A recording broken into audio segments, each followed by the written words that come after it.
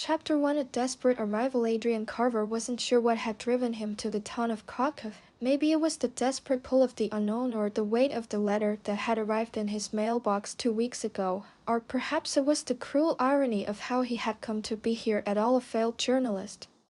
His life unraveling, his career as fractured as his once thriving marriage. It had all collapsed, one bad assignment after another. His editor had practically thrown him out the door, and his ex-wife had moved on with a man whose life seemed perfectly put together. A sharp contrast to Adrian's crumbling world. The letter had come just after his dismissal from the newspaper. The plain envelope, yellowing with age, had intrigued him, especially with its cryptic message: "If you seek the truth, come to Krakow, to the house that knows your name." There was no return address, no explanation, just those words. He was skeptical, of course, but curiosity gnawed at him, a curiosity he hadn't felt in months, a yearning for something more than the daily grind of disappointment and rejection. The truth, he thought. The truth might be what he needed. If the letter was a joke, it might be a harmless escape from the mess of his life. If it wasn't, maybe it could provide the story he had long been searching for. He boarded a bus bound for Krakow, a remote town in Eastern Europe he'd never heard of. Nestled deep in the hills where few ventured, the landscape grew darker the further he traveled, as if the world itself was receding, hiding something he wasn't supposed to see. When he arrived, the streets were empty except for a few haggard figures who shuffled past without a glance in his direction. Krakow was a town untouched by time, its cobblestone streets cracked, its buildings leaning as if they, too, had given up on standing upright. He walked through the town with no clear direction, his eyes scanning for any clue, any hint that might lead him to the house. Chapter 2. The town that didn't want him. It was no surprise when the locals responded to Adrian's inquiries about the house with fear and avoidance. "There is no house," one shopkeeper told him, his voice trembling. "Not here. You're mistaken." Another woman, clutching her child, walked briskly past Adrian as though he were a ghost, muttering, "Some things are better left alone." The more he pressed, the more cryptic their responses became. "The house knows you." That was the answer he kept receiving, followed by a quick retreat. As if the words themselves were too dangerous to speak aloud, he went to the town's one bar that evening, hoping to drown his frustration. But when he asked the bartender about the house, the man's face twisted with fear. He leaned across the counter, his voice low. "You want to know about the house?" the bartender asked, almost daring Adrian to acknowledge the unspoken truth. "It remembers. The house remembers us all, whether we want it to or not. People disappear there, and those who return are never the same. You're better off forgetting about it." Adrian felt his pulse quicken. Was this some kind of collective superstition, or was there something truly sinister about the house? He couldn't say why, but something about their reaction stirred a mix of dread and excitement inside him. He had to find the house. But there was no map to guide him. The roads were winding and narrow, the town's streets seemingly leading nowhere. And yet, despite the sense of wrongness that filled the air, Adrian knew the house was close. He just needed to find it. The letter, those cryptic words, "the house that knows your name," hung in his mind like an unresolved riddle. Chapter 3. The house that calls. Adrian's eyes scanned the mansion from the overgrown garden as he took in its eerie, imposing structure. It stood on a hill at the edge of Krakow, isolated and foreboding. The mansion's Gothic architecture made it feel like something from a forgotten era. Its jagged stone spires reaching towards the sky like outstretched fingers. The mansion appeared abandoned, but there was something unnerving about the way it loomed over the landscape. It was as though it had been waiting for him. He hesitated at the gate for a long moment, uncertain if he should enter. The warnings from the townspeople echoed in his mind. People disappear in that house, and those who return. The rest of the sentence was never finished, but Adrian could hear it now in the heavy silence of the air. "They are never the same." He shook the thoughts from his mind, clenching his jaw as he pushed the gate open. It creaked loudly, as though protesting his intrusion. The air was thick with dust, and an unsettling quiet surrounded him. The only sound was the distant rustling of trees and his own footsteps as they crunched over the gravel path leading to the grand, decaying front doors. As he approached the house, a cold gust of wind blew past him, rattling the broken windows of the mansion. Adrian swallowed hard but pressed on. The front door was ajar, as though it had been waiting for him to enter. He hesitated for a moment before stepping inside. The first thing that struck him was the cold. It wasn't just the chill of an abandoned house, it felt like something more, as though the house itself was alive, breathing in the dust-filled air. Adrian put his jacket tighter around him and moved into the hallway. The interior of the mansion was just as dilapidated as the exterior. Thick layers of dust covered the floors, the walls were lined with peeling wallpaper, and the furniture was covered in white sheets, frozen in time. It was a place frozen in decay. But as he walked deeper into the house, Adrian's sense of unease began to grow. There was something wrong about this place, something that felt beyond the normal abandonment of a long-forgotten home. It felt as though the house itself was observing him. A soft whisper seemed to brush against his ear. He froze. Adrian. The sound was faint, a murmur, but it was undeniably his name. It seemed to come from nowhere, no voice he could place, no person in sight. He turned sharply, scanning the room, but there was nothing but empty space. He took a few steps forward.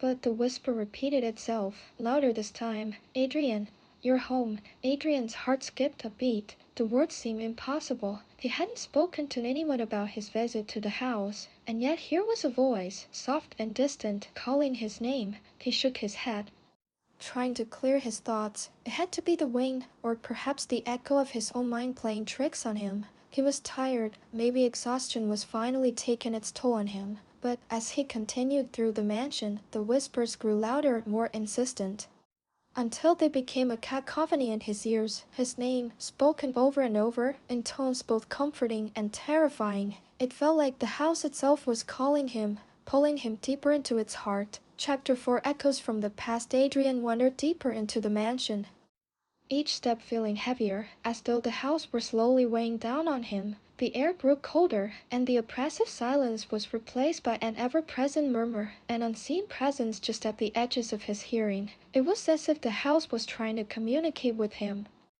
but not in a way he understood. The words were unfamiliar, jumbled fragments of sentences that tugged at something deep within him. Then, as if by fate, he stumbled upon a small library tucked away in the back corner of the mansion. The room was filled with towering shelves, each laden with books, most of them old and brittle with age. The smell of decaying paper and dust filled the air, a scent both familiar and unsettling. Among the haphazard stacks of books, one stood out, its spine cracked and worn, with strange markings etched into the cover. Adrian reached for it instinctively. The moment his fingers brushed the leather, a shiver ran down his spine. This book felt different from the others, as though it was more than just a collection of pages. It felt like a connection to something greater, something far more dangerous.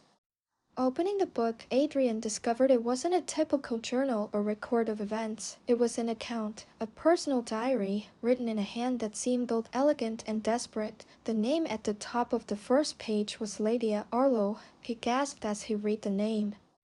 It was the same family name the locals had mentioned, Orlovy. The journal chronicled the life of Lydia Orlovy, the youngest daughter of the Orlovy family, who had vanished along with her parents nearly a century ago. The writing spoke of strange occurrences in the mansion, of a growing dread that took root in the house, and of unsettling events that led to the disappearance of the Orlovy's. But it wasn't just the content that shocked Adrian. As he read further, he noticed something disturbing. The handwriting seemed to shift, as though the journal had been written specifically for him.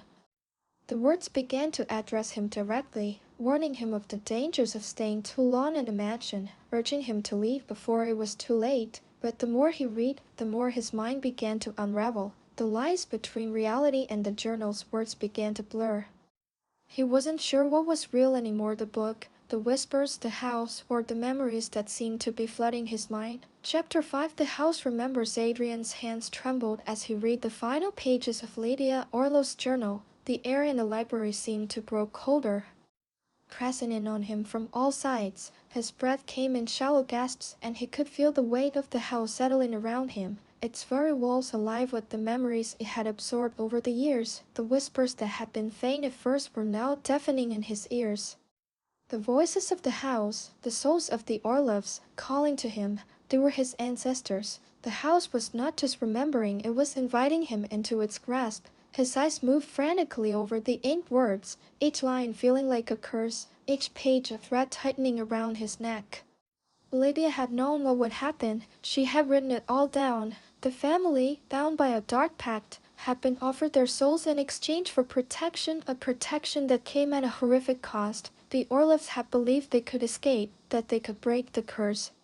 But they were wrong. The house had always known their name, just as it now knew his. Adrian recalled, his mind spinning. He could feel the truth surging through him, overwhelming every thought. He had always felt a deep unease when it came to his family, a lingering suspicion that his past had been distorted, that he was somehow tied to something darker than he could understand. The journal confirmed that he was tied to this place, to the Orlovs, through blood. He was one of them. The journal's final entry sent a chill down his spine. We made a bargain, but the house will never forget.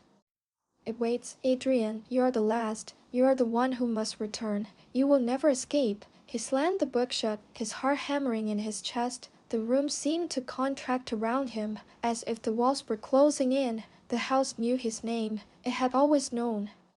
He had come here searching for the truth, but now the truth was far worse than he could ever have imagined. Adrian stumbled back, knocking over a lamp. As it hit the ground, the light flickered and died. Darkness settled around him like a shroud, and the whispers grew louder, more insistent. He could hear his name being called Adrian, but it wasn't coming from the journal anymore. The house itself was speaking, its walls reverberating with a dark resonance, and Adrian realized it was not just his name it knew his past, his future, his soul. His thoughts began to fracture, the line between reality and memory dissolving. He thought of his mother, of the times his grandfather had spoken of his family's mysterious past, words Adrian had never truly understood. He had always felt like an outsider in his own life. But now he understood why. He was never meant to escape his heritage. The house was pulling him in. The mansion's dark presence seeped into his mind, blurring the boundaries between what was real and what was part of the house's twisted history. His memories began to mix with the experiences of Lydia Orlovy, of her family, as though he were seeing through their eyes. He saw the family's last moments lighted as terror as the house swallowed them whole, the way the mansion seemed to bend and shift around them, trapping them inside. His legs shook, and for a moment he considered fleeing, but the house wouldn't let him. The walls seemed to pulse with a life of their own, the very fabric of the mansion stretching and warping, leading him deeper inside. Chapter 6, Shifting Realities. Adrian had no choice but to continue. The house had already taken root inside his mind, and the more he tried to leave, the more the mansion's reality seemed to shift around him. The air was thick, and every step he took felt like walking through a nightmare. He tried to remember the layout of the mansion, but nothing made sense. The room seemed to change when he wasn't looking. Hallways led to other hallways, and doors that should have opened into the outside world now led to dead ends or into rooms he had already been in. The mansion was playing with him. Each turn felt like another trap, another test, another layer of confusion. Adrian's thoughts were becoming distorted, and the memories of his family, both his and the Orlovs, were interwoven in his mind. He could hear his grandfather's voice, soft and far away, as though it were coming from the walls themselves. The house remembers, Adrian. It will never forget us. You're part of it, just as we are. It calls to you, and you must answer. There is no escape. The familiar voice sent a shiver down his spine. Adrian stumbled into a room, its cold air enveloping him. The windows were covered in grime, blocking the light, casting the room in a perpetual twilight. On the floor, a series of photographs lay scattered. The images were worn, faded by time. As he bent down to look closer, his breath caught in his throat. The photographs were of the Orlovy family, but the faces were distorted, twisted by time or something else. One photograph in particular stood out. A young woman, her face half obscured by shadows, seemed to be staring directly at him. The resemblance to his own mother was uncanny. Adrian's hand shook as he picked up the photograph. The air in the room felt thick with dread, the silence oppressive. His mind raced. Was it possible that he was seeing his own ancestors? Was the house showing him memories that weren't his? No, it wasn't possible.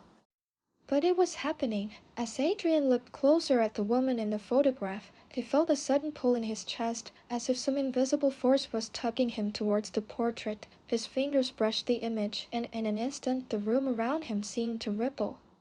The walls shifted, the floor groaned beneath him, and everything became distorted, like the fabric of reality was unraveling before his eyes. He staggered back, his heart pounding in his chest. He was no longer in the same room. The mansion had shifted again.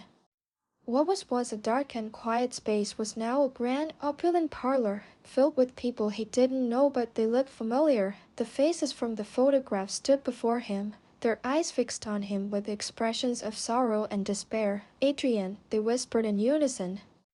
"You must stay." Chapter 7. The truth unveiled. Adrian's head spun as he tried to make sense of what was happening. He was no longer certain where he was or who he was. The mansion had taken everything, his memories, his identity, and now it was showing him a version of the Orlovs that felt like his own past. Every room he entered, every step he took, only deepened the confusion. Was he trapped in the mansion's twisted reality, or was he slowly becoming part of its history? He walked into the next room, the oppressive silence now replaced by the sound of whispers, faint voices echoing throughout the hall. He couldn't understand what they were saying, but the feeling of being watched was overwhelming. Every door he opened led him deeper into the heart of the house, and with every new room, the connection between himself and the Orlovy family grew stronger. In one of the grand shadow rooms, Adrian finally found what he had been searching for. The last piece of the puzzle, the true history of the house. There, hidden behind a secret door, was a journal unlike any other. It was thick, bound in dark leather, with ancient symbols etched across its surface. His hands shook as he opened it, revealing a record of the Orlov's pact with the house, its origins, its purpose, and its insatiable hunger for souls. The Orlovy family had been cursed, their very essence absorbed by the mansion. The pact had been made to protect the town of Krakow from an ancient evil. But in exchange, the Orlovs had lost their lives, their memories, their freedom. The house had become a prison for their souls, and now it sought a new occupant, Adrian. He was the last of the Orlovy bloodline, and he wanted him to stay. Chapter 8. Escape and Transformation. The final realization hit Adrian like a physical blow. The house didn't just want him to stay, it needed him to complete the cycle. The Orlovy family had been bound to the mansion, their souls feeding its dark power, and now he was the one who would become part of it. He could feel the pull growing stronger, the house's hunger wrapping around his soul like a vice. With every breath, Adrian's resolve crumbled. He couldn't run, he couldn't escape. In one last desperate attempt, he gathered every ounce of strength and sprinted toward the front doors. But the house wasn't done with him. As he neared the entrance, the door slammed shut.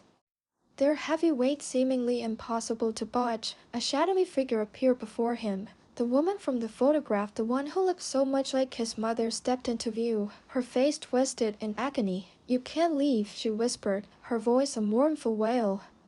Chapter 9. The house that watches. Adrian stumbled out of the mansion and into the open air, gasping for breath as if he had been underwater for too long. The daylight hit him with a sharp, blinding intensity, but it didn't feel right. The sky was too bright, the air too thin. Everything seemed off, as if the world had shifted while he was inside, and he had missed the change. He looked around. The mansion loomed behind him, shrouded in mist, as though it was somehow still a part of him. He wiped his face, trying to clear the fog from his mind.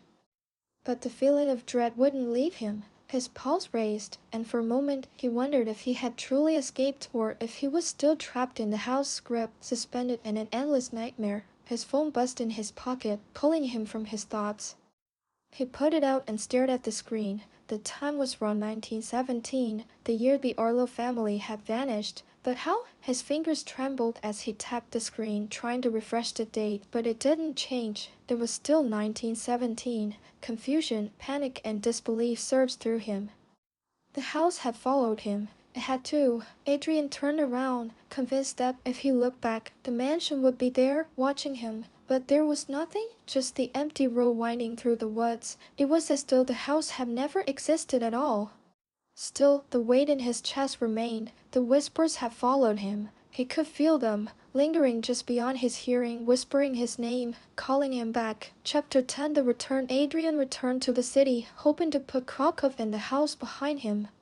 But things had changed. People who once greeted him with familiar smiles now looked at him strangely, as if they were seeing a different version of him. His coworkers, his friends, none of them seemed to recognize him the same way. It was as though they were altered, shifted, as if the person he had been was no longer the person they knew. And with each passing day, Adrian began to notice something even more unsettling. Every time he passed by a mirror, he caught glimpses of something else, something other. The reflection that stared back at him wasn't entirely his own.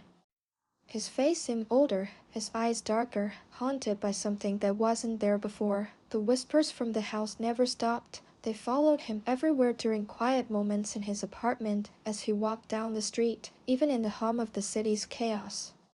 He could hear them in the corners of his mind, a constant undercurrent. Adrian, come back, you belong here. It was a maddening thought. He couldn't escape the house. It had changed him, just as it had changed everyone who came before him. It was part of him now.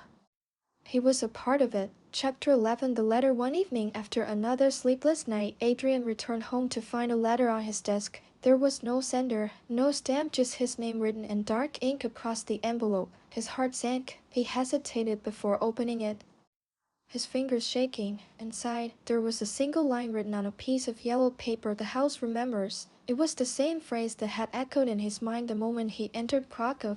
The house had always known his name, and it had never truly let him go.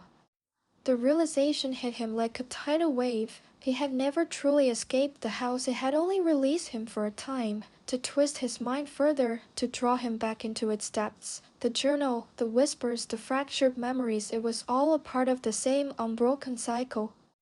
The house had claimed him, and now it was waiting for him to return. Chapter 12. The final joy. As Adrian stood at his apartment window, staring out at the city that no longer felt like home. The familiar streets, the places he had walked 1,000 times, now seemed distant. The house was calling to him, and he could feel it in his bones. Its pull was undeniable. There was no escaping it. He had become a part of the house, and it had become a part of him. He knew what he had to do. Adrian packed a small bag, his hands steady, despite the fear gnawing at his insides. As he closed the door behind him, he looked one last time at his apartment, at the life he had tried to rebuild after everything had fallen apart. He couldn't stay here. The house wouldn't let him.